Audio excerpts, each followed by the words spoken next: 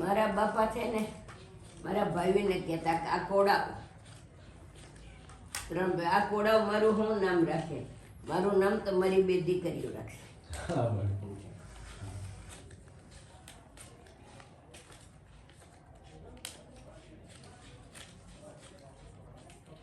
આ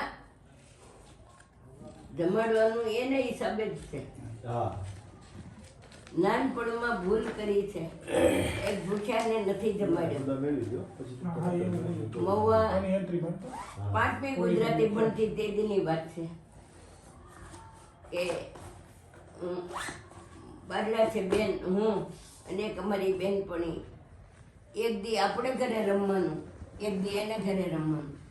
આપણે ઘરે રમવાનો વારો હોય, હમણાં ગોતી દઉં 2 મિનિટમાં. આપણા ઘરે રમવાનો વારો હોય ત્યારે એને ઘરે થઈને હારે આવીએ તો એ બેનને ખીચડી ઓરવાની હોય અને શાક વઘારવું, એટલે વાર ઊભા રહીએ, પછી 3 હારે આવીએ. તેથી 2 વ્હીલ સાયકલ શીખેલા. સાયકલ લઈને વાંકી નદીએ જવાનું. તો સૌની વાતો કરે, સૌ હું ભવિષ્યમાં કરવાનું હોય એમ.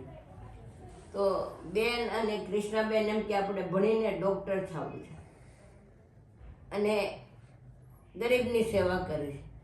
આપણે ભણવું જ ના, મારે તો અમરમાંથી જોડી ફેરવવી છે, ભણવું નથી. હવની વાત કરે. પછી એમાં એકવાર આપણે ઘરે આવવાનો વારો, એક ગરીબ માણસ હોય, જમવું છે.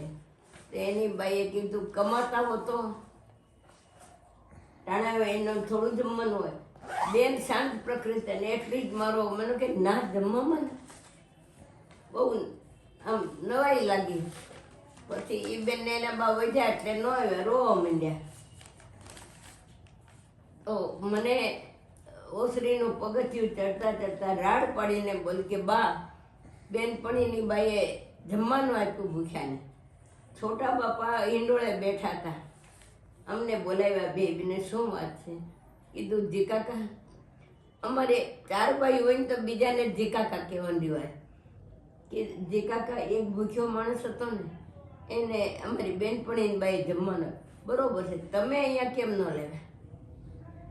તમારી બા ના પાડે મારવાની છે કે એવો કકડતા દિલે કે ઘણી દુઃખની વાત છે. મારી પ્રજાના આટલા નબળા સંસ્કાર છે. જો ભૂખ્યા માણસ પાસેથી મારી પ્રજા હોય, મને પારાવાર દુઃખ છે તમારા નબળા સંસ્કાર. તે દિનનો ઘા વાગી ગયેલો. 21 વર્ષ ગિરનાર અને ગિરનારની જગ્યા જોઈ અને મને વિચાર આવ્યો, પ્રાયશ્ચિત કરવાની જગ્યા છે.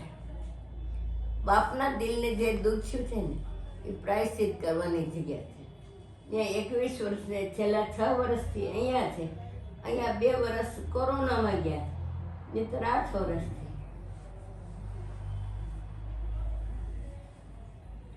હું 5મી ગુજરાતી ભણતી હતી મહુવા JP હાઈસ્કૂલમાં.